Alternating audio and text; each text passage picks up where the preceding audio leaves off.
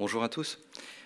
Je vais commencer par me présenter en quelques mots pour ceux qui ne me connaîtraient pas. J'ai rejoint le ministère des Armées en juillet 2019, après avoir été auditeur de la 54e session Armement Économie de la Défense de l'IHEDN. Donc ça me fait plaisir de revenir à l'école militaire aujourd'hui. Pourquoi je vous dis ça en introduction? C'est parce que dans les travaux que j'ai conduits au titre de l'IHEDN, j'étais dans le comité jumelé avec la National Defense University aux États-Unis, et nous avions travaillé sur la problématique du big data, de l'intelligence artificielle, de la cybersécurité et des enjeux pour la défense. Nous avions, donc en 2018, proposé 3 scénarios fictifs où on pouvait mesurer à la fois les risques et les opportunités offerts par cette technologie de l'intelligence artificielle. Si ça vous intéresse, j'ai des petites vidéos. Alors, je n'ai pas le temps de vous les présenter aujourd'hui, mais elles sont très illustratives. Dans chacune d'entre elles, on prend un contexte différent du champ de bataille. On peut l'entendre dans le sens classique, et on s'est posé la question de comment cette intelligence artificielle pouvait intervenir, au-delà de la problématique des salas, qui est assez simple à imaginer. On en a tous dans notre imaginaire, dans la science-fiction. Quels apports pouvait avoir cette technologie quand on parle d'une technologie qui se diffuse globalement dans toute cette dualité du monde civil jusqu'au monde militaire. On s'était intéressé au problème de connectivité que ça pouvait représenter, notamment, et des risques que ça pouvait faire porter, non seulement sur le champ de bataille, mais également sur la société dans son ensemble, puisque une attaque cyber pouvait amener par effet domino l'effondrement de tous nos systèmes de communication. Donc ces risques nouveaux, on les a appréhendés, mais également les opportunités que peuvent présenter l'intelligence artificielle.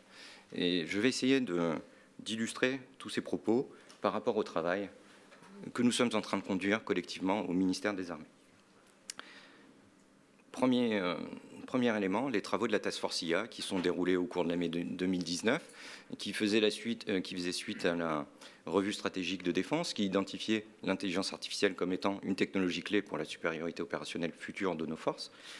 Je resitue également ces travaux dans le cadre du contexte national avec le rapport de Cédric Villani, qui identifiait la défense et la sécurité comme étant un des champs d'application prioritaires pour la France.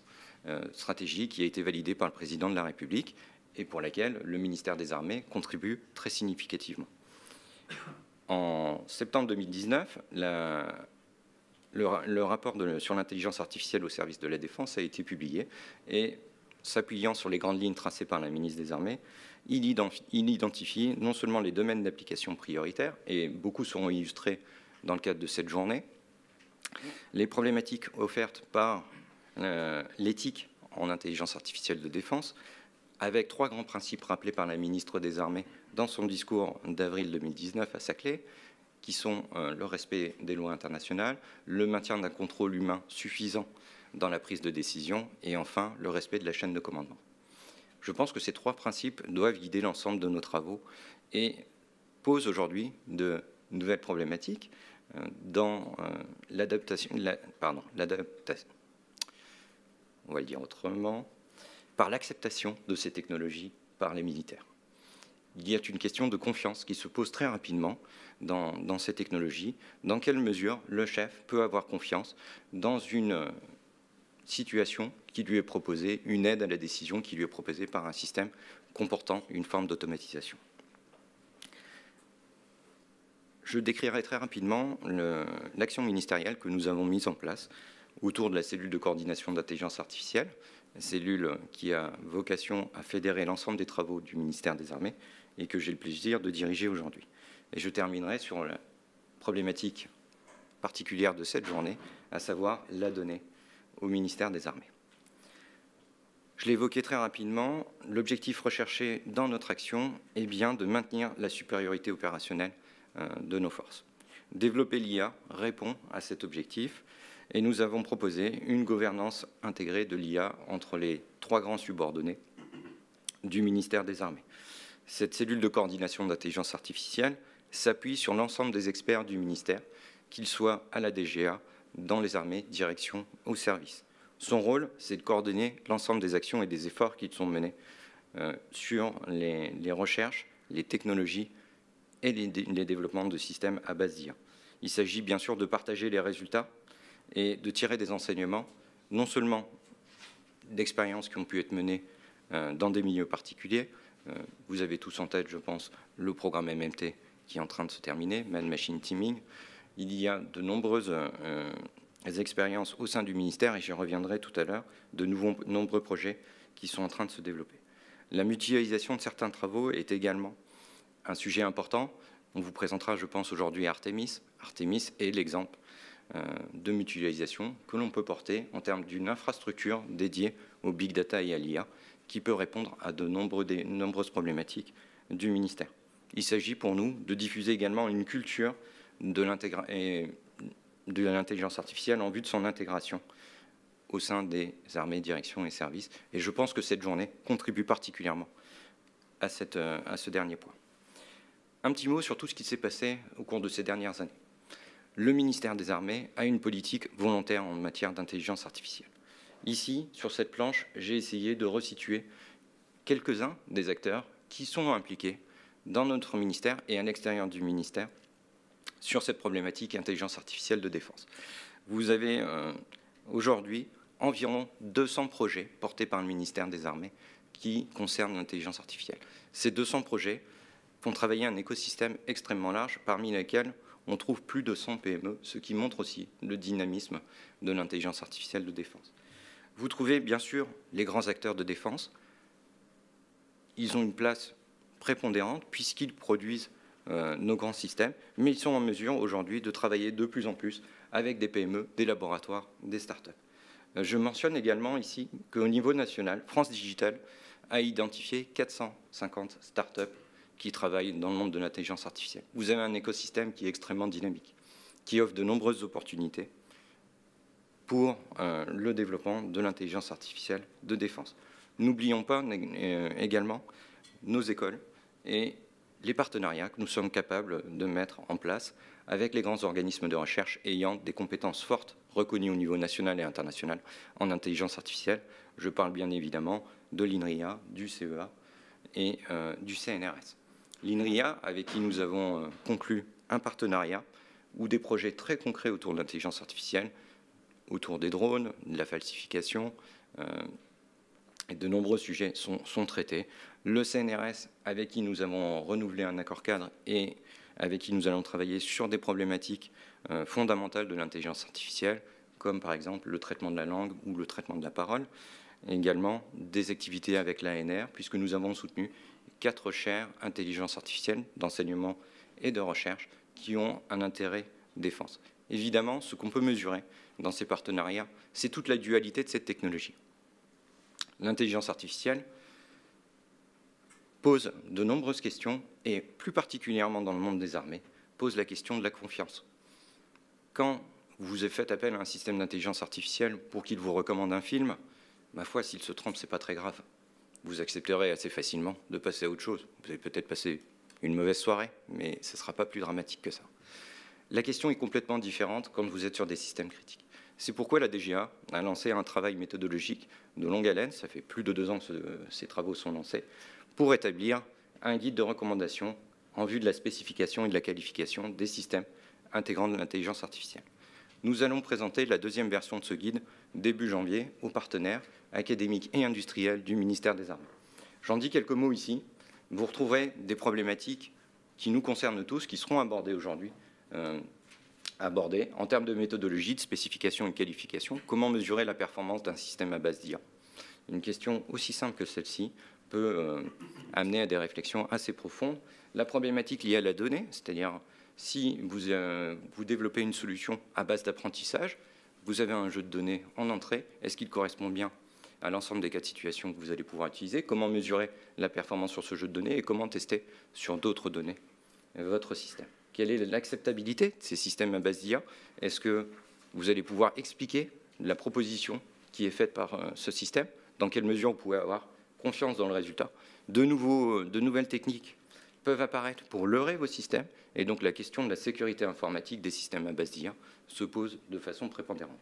C'est un document de sensibilisation, c'est une grille de lecture qui doit nous aider, chacun, en tant qu'acteur de l'intelligence artificielle de défense, à faire des choix adaptés dans nos développements. Je vais revenir sur puisque finalement on ne l'a pas évoqué, qu'est-ce que l'intelligence artificielle? Je me garderai bien de donner une définition, car il n'y a pas de consensus sur cette notion. Par contre, vous pouvez voir que c'est une réflexion qui est assez ancienne. Les premiers travaux sur l'intelligence artificielle datent de 1956, et la conférence de Dartmouth, qui est assez connue, qui est une conférence qui a été organisée par Minsky et McCarthy. Minsky, qui est un grand scientifique qui a collaboré notamment à un film, 2001, l'Odyssée de l'espace, que chacun d'entre vous connaît. Et dans cette conférence, ils sont partis d'une conjecture. C'est une conjecture, il n'y a pas de démonstration scientifique qui exprime le fait que chaque caractéristique de l'intelligence humaine peut être décrite suffisamment finement pour ensuite être simulée par une machine. Ce n'est pas quelque chose d'opérationnel. La définition de cette conjecture de l'intelligence artificielle n'est pas un algorithme. Ce n'est pas une solution de mise en œuvre directement. Donc, partant de cette conjecture, une communauté de recherche s'est formée, s'est développée durant de très nombreuses années.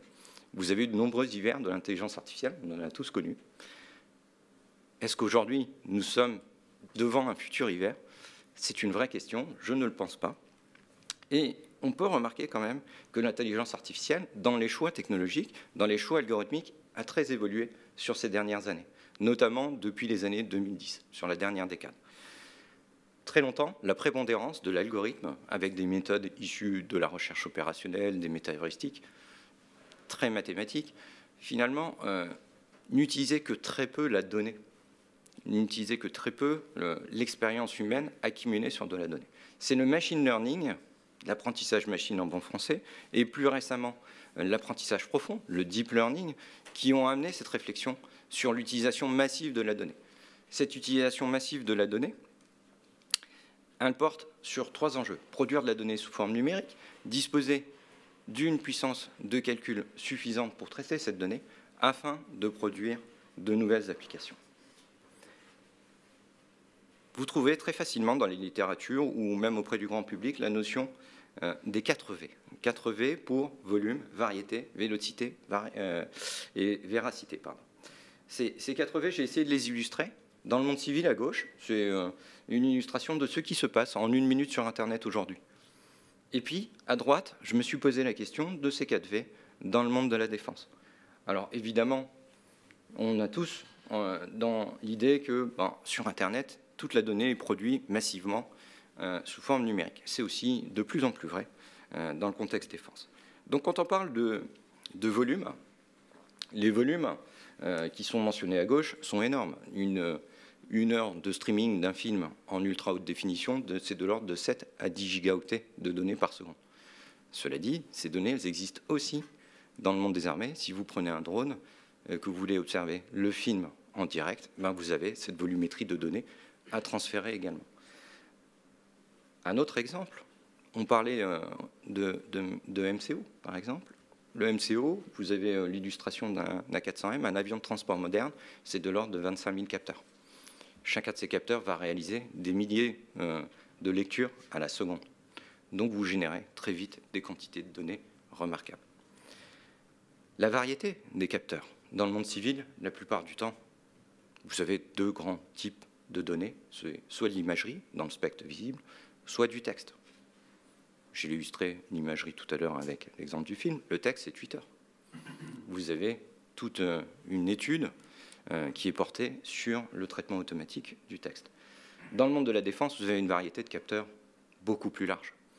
Vous avez bien sûr l'image dans le spectre visible, mais vous avez également dans l'imagerie satellite, de l'infrarouge, de l'image hyperspectrale. Vous avez également des capteurs très particuliers, je l'ai illustré ici avec une station radar, mais vous avez aussi les sonars. Donc un ensemble de capteurs très spécifiques au monde de la défense, dont seul le monde de la défense pourra trouver un intérêt à développer les techniques à base d'intelligence artificielle sur ces capteurs. D'où l'importance d'orienter les travaux de recherche du monde civil sur ces capteurs qui nous sont spécifiques, où on pourra tirer parti de la dualité. La vélocité. La vélocité, c'est la capacité de notre système à répondre dans un temps raisonnable. Pendant très longtemps, j'ai été professeur des universités, plutôt spécialiste de la simulation et de la recherche opérationnelle. On ne parlait pas vraiment d'intelligence artificielle. Et je prenais souvent l'exemple de la météo avec mes étudiants en leur expliquant que si vous devez passer au bulletin de 20 heures pour annoncer la météo du lendemain, s'il vous faut 48 heures pour prédire la météo, ça ne sert à rien. Ben, vous êtes vraiment dans cette configuration. La vélocité, le temps de réponse de votre système va être une dimension extrêmement pertinente des solutions pour l'intelligence artificielle de défense. La véracité, on l'a évoqué tout à l'heure, la véracité, c'est la capacité à s'assurer de la qualité de la donnée que l'on va traiter. Qualité de la donnée qui n'est pas forcément évidente. Vous avez la notion de métadonnée, mais également, vous devez pouvoir la noter proprement, cette donnée. Et là encore, une spécificité du monde des armées, c'est que même si on traite de l'image dans le spectre visible, les objets qu'on va chercher à étudier ne sont pas forcément ceux du monde civil. Ils sont beaucoup moins fréquents. C'est assez rare, en dehors du Bourget, de voir un avion de chasse étranger survoler la France. Pourtant, dans le monde civil, vous allez me dire, bah, ils traitent des images et puis des avions, on peut en voir. Oui, bien sûr, vous pouvez aller à Charles de Gaulle et puis vous verrez plein d'avions civils. Mais ce n'est pas tout à fait la même problématique. Vous prenez la problématique du véhicule autonome, et je m'arrêterai là-dessus. La problématique du monde civil du véhicule autonome, c'est de permettre à un véhicule de se déplacer dans un monde complètement structuré. Vous avez des repères qui sont extrêmement simples. Vous avez une route sur laquelle vous circulez, qui est généralement noire. Vous avez de nombreux repères qui sont les véhicules garés, vous allez détecter les piétons, vous avez les passages piétons, les feux, et puis vous avez des immeubles. Dans le contexte de la défense, probablement que même si vous voulez faire circuler le même véhicule, vous aurez beaucoup plus de difficultés, parce que le monde est beaucoup moins structuré au milieu du désert, dans une forêt ou sur un champ de bataille ou une ville qui vient d'être bombardée. Ou même dans le même contexte, la route aura probablement disparu, elle ne sera plus bien noire, les véhicules qui étaient garés sur le côté, je ne suis pas sûr qu'ils soient encore en place, ou alors des carcasses. Vous allez retrouver des immeubles qui étaient des aires extrêmement remarquables dans un monde structuré, qui le seront beaucoup moins. Donc vous voyez qu'à la fois, on est dans un monde dual où on peut s'appuyer sur les travaux du monde civil, et en même temps, il y a une spécificité très forte du côté du monde de la défense. En tout cas, je vous remercie parce que ce programme, et je m'adresse particulièrement à Gérard, est vraiment exceptionnel. Et je pense qu'il amènera de nombreuses réflexions au sein de notre ministère et avec nos partenaires. Merci.